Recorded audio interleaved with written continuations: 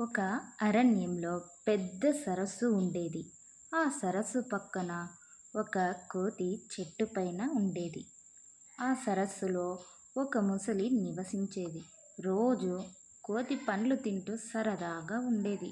ముసలి నీటిలో నుంచి పైకి వచ్చి అతనితో మాట్లాడేది. ఇద్దరి మధ్య మంచి స్నేహం మొదలయ్యింది. ఒకరోజు కోతి ముసలికి మామిడి పండ్లు ఇచ్చాడు. ముసలి అవి తన భార్య కోసమని తీసుకెళ్ళాడు. ముసలి భార్య ఎదురు చూస్తూ ఉంటుంది. ముసలి తన భార్య కోసమని పండ్లు తెచ్చాను చూడు అని చెప్పాడు. ముసలి భార్య ఎంతో ఇష్టంగా తినింది. కానీ లోపల చాలా ఆలోచించింది. ఆ కోతి గుండె ఎంత తీయగా ఉంటుందో చూద్దాం అని ముసలితో తన భార్య చెబుతుంది. వెళ్ళి తనని ఎలాగైనా తీసుకొనిరా అని చెబుతుంది.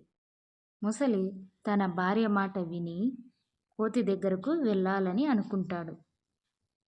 అలా కోతి దగ్గరకు వెళ్ళి, స్నేహిత, మా ఇంటి దగ్గర పళ్ళు ఇంకా రుచిగా ఉంటాయి, నాతో రా, మనం కలిసి తిందాం అన్నాడు.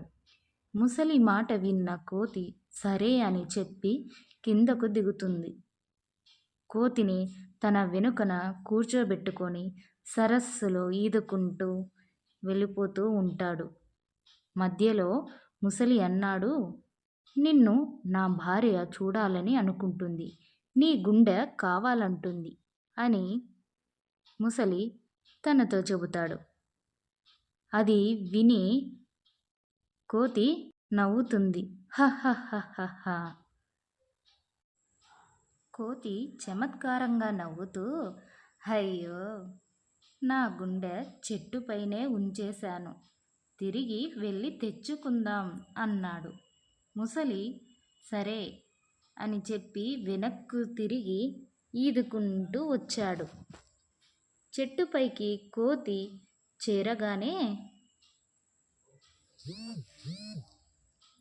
వెంటనే చెట్టుపై కూర్చొని నవ్వాడు.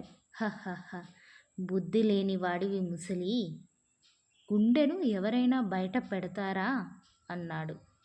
ముసలి తలదించుకుంది.